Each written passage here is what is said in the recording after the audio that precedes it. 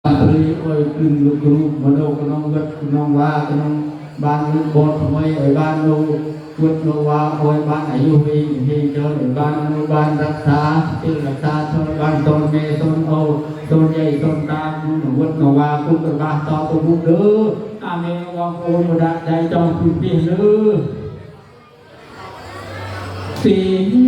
วันนี้เป็นวันดีข้าพเจ้าอันเชิญความใจนะครับเรามาในวันนี้ระคายพักตัวชื่อวันพระคุณมาชมไหวสีสุพรรณในวันที่วันขอบคุณยันนี้ไปทางไหนก็เชิญวันพระคุณกับรู้ว่าจะได้รับวันที่จะต้องได้ดูเลยอย่าเลยละเที่ยวกันจนอย่าบุกป่าดงดอนเที่ยวดันลื่นเอ้ยควันพระคุณมาเถิดมาอย่าเที่ยวไปเพลิดเพลินกับกินอะไรกินนาทีอย่าเที่ยวติ่งดูตามเถิดเดินถูกเขาควันพระคุณมาเถิดมาอย่าเที่ยวไปไกลตาเจ้าอาใหญ่ทางพึ่งวางวางทะเลพระคุณเจ้า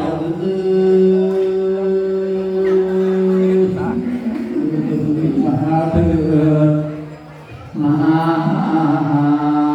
อย่าเที่ยวไปให้ไกลที่พันพระคุณอย่ามีเลยสันโทษโวยรู้พันพระคุณอย่าลงเข้าไปในทุกใจ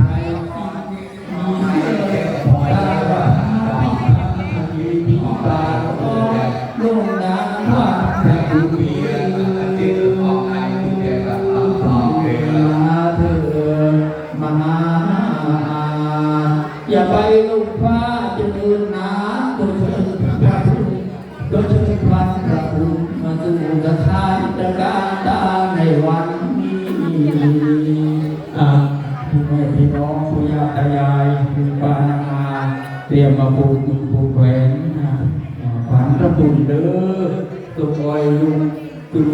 เองลุงวัดนวาวัดโนรักษาวัดรักษาศิลรักษา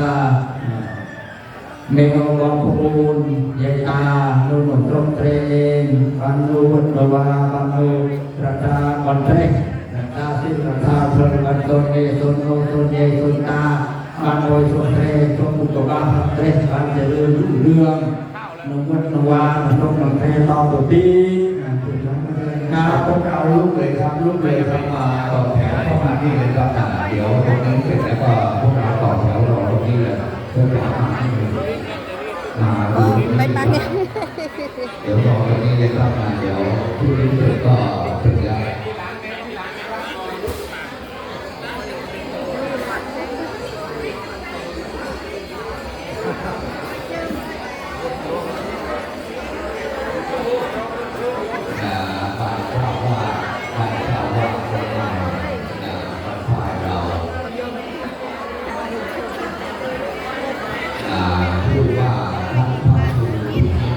เขาปลุกแต่หน้าบ้านลืมอะไรอย่างลูกเขาเขาเนจีอะไรตรงที่เนจียังลืมโบตอนนั้นเด็กยัง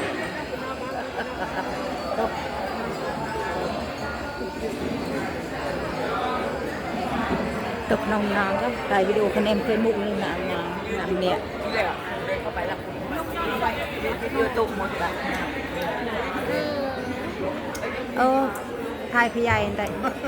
ถ่ายวิดีโอจากมือ YouTube เด้อ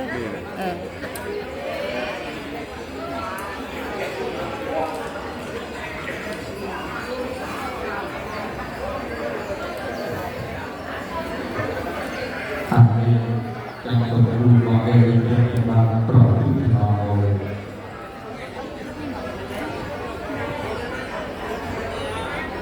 อ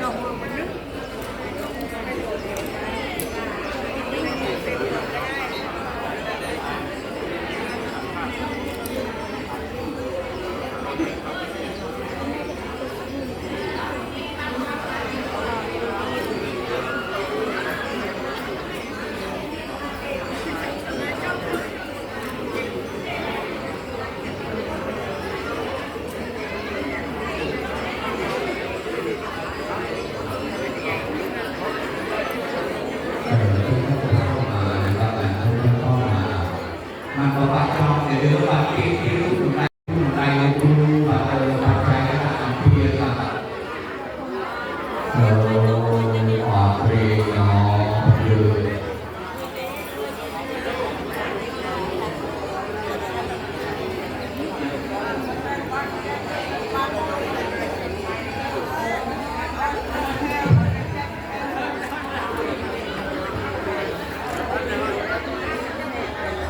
ปลาลูกปลานีนเนอะแล้วก็เป็นพิธีผูกแขนเจ้าอาวาสนะทุกคน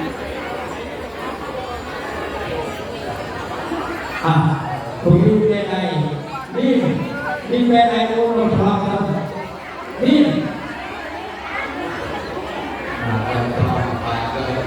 จะไอ้จะต้องมาทำดีทำลูกให้ต้องอันนี้เลยคุณแข่งเลยในความสัมพันธ์เลยในความรู้เลยที่นานเดียตัวก็คนชอบมันก็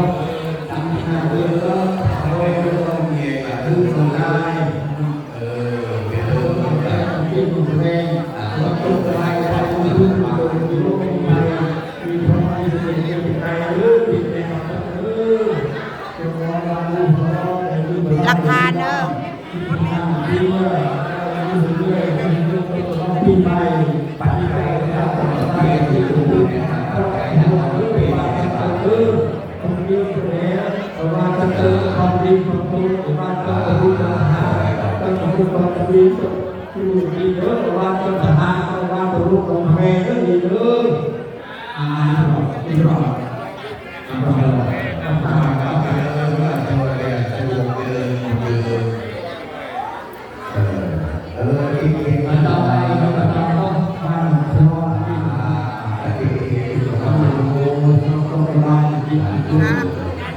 ที่นั่งที่คนไทยคนร้องคนกระดิ่งคนไทยที่ในหอเลยดีเลยคุยได้ลองลองเลิกห้องนั่งห้องเราสบายที่คนไทยคนกระดิ่งคนไทยที่ในหอเลยอันนี้เราไปทำที่เลยหลักเลยก็ไปปฏิบัติที่ดูคนคนทำไมก็ตอนนั้นคนโตคนบ้านที่หาก็รู้ปัญหาครับที่เราทำได้ก็ดีเลยว่าตาเป็นไปไปลูกโยนภาพ อันนี้ได้มาเป็นงานตื่นมาพร้อมเรื่องเราลุงพอลุงคนไหนอ๋อนี่ที่เราเรียนกันเราเราพาคนนี้มาตื่นชอบมันต้องว่าตื่นเราทำงานคิดทุกวันเลยเป็นอะไรในความรู้แม่คิดทุกวันโอ้เจ๋งตอนนี้เราเปลี่ยนเป็นเปลี่ยนไทยแล้วตื่นชอบทำงานไทยทำงาน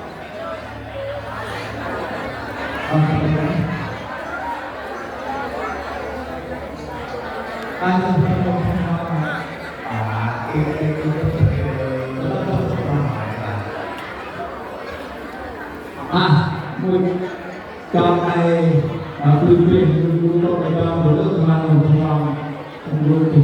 ดูดีในตลาดในหน้าตลาดในหน้าตลาดนี้ที่มีคนเป็นยังไงเป็นเรื่อง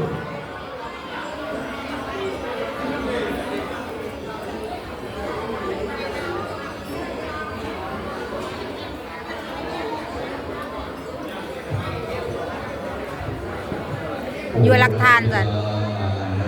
อยู่หลักฐานสัน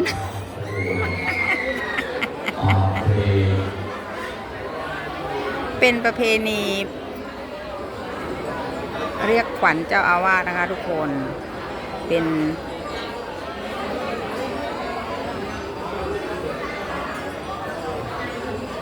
ผูกแขนนะคะทุกคน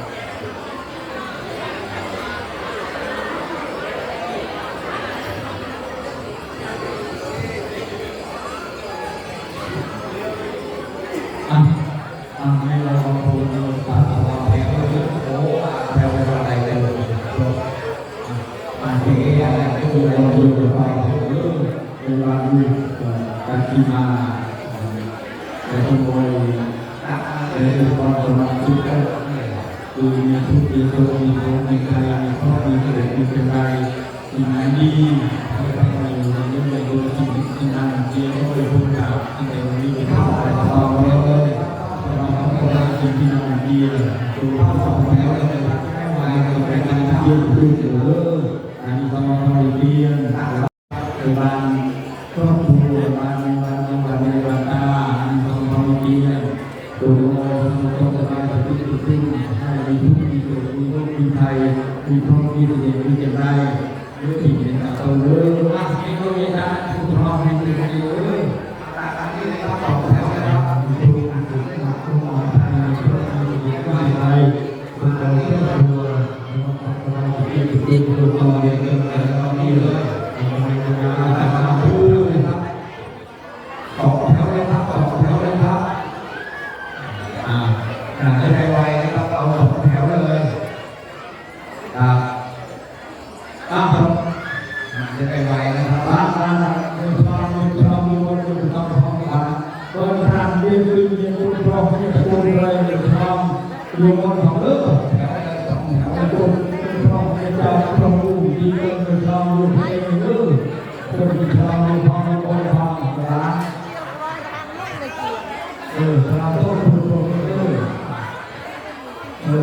อะไรที่เคยมีทุกข์อะไรตรงที่อะไรดูเลยแบบอะไรที่ทุกข์ให้พ้นจากทุกข์อะไรที่ความทุกข์ให้ความทุกข์ที่ทุกข์ไปไม่ได้มีทุกข์ที่เกิดมีโรคมีภัยมีโรคมีเสียมีอะไรตั้งแต่วันนี้เป็นต้นไปเลยความทุกข์ที่มีกระบาดตัดสินนะครับดูเราดูเราบุญเราบุญเราปรามเราบุญเราลาปาเกลตาเราตาเราโกตาเสตตาสังวันโตวันดีวันปราวันทางเดี๋ยวมองภูมิตาเขาดูมาดูโกดูโกดูยังทางเลย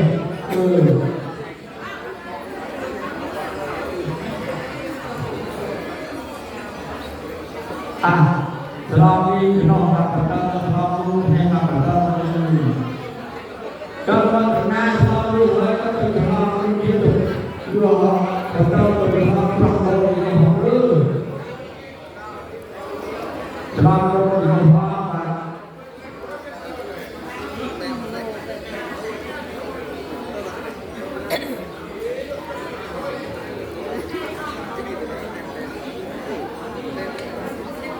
เป็นตาหน้ายิ่งข้างเลยอันนี้มีแต่เป็นเป็นจริงมีคนพบได้ใครแต่ยังเป็นพิจารณาที่โดยพาลวง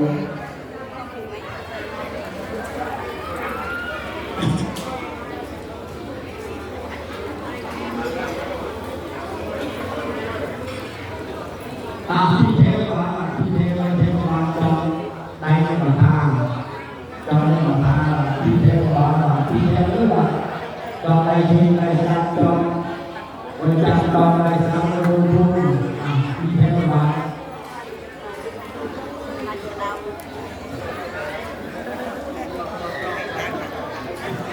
อายุเรานี้ปู่ย่าตายายป้าน้าอานะครับเป็นเกียรติที่จะมาร่วมร้องดูเองร้องนี้ร้องรู้ในบ้านอยู่ไปวงในท้องซึ่งคนที่รู้ว่าทำอะไรจะมีลูกมีหลานไม่เพราะเราพระเขาเองบวชตัดจากที่มาก็คนที่เราวงในท้องไปตรงเจนาเจริญเรียนรู้ร้องเป็นจักรพรรดิฟังเรียนที่ฟังเป็นเจ้าอะไร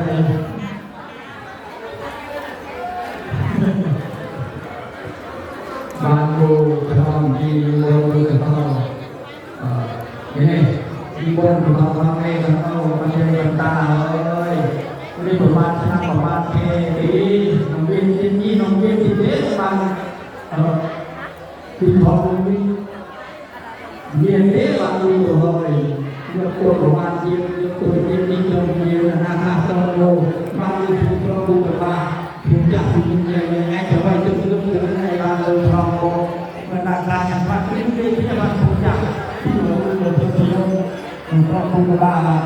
anhจะไปจะเรื่องนี้ไอ้การโดนบางสลองโดนไอ้การโดนคุณโดนครูคณะพระสงฆ์เป็นพี่น้องครับบนติดตามบนติดตามรูปบ้านของบนของเราตัวตัวนี้ทางที่ยืนอยู่เป็นที่มาศึกษาไอ้หน่วยที่มีเรื่องบางคุณโดนบางสลองโดนที่จะต้องออกบนว่าที่ตัวเราเป็นยืนเต็มที่เกิดโผล่คือโผล่คือเกิดที่เราจะมาเลยจะมาทายเต็มที่เราตาในบางจุด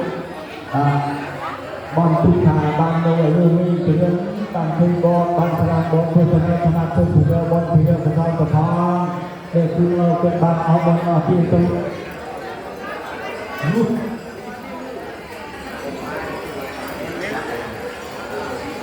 ada kebang angkot apian tunggu labon bom bom tunggu bom punya bersama sama apa ngay pintu punya punya ini tentang bom họ cứ ban vào trong pintu bom cung sahabat bom ban dalam bom bom thôi anh trong bom dia ban bom ban betul bom bom ini hai và cái ban betul thôi ban bom thôi betul thôi nó cứ lo tu taเป็นบ้านเราเป็นบ้านครอบดีครอบง่ายเป็นบ้านเชื่อบ้านพื้นบ้านเราทุกบ้านจน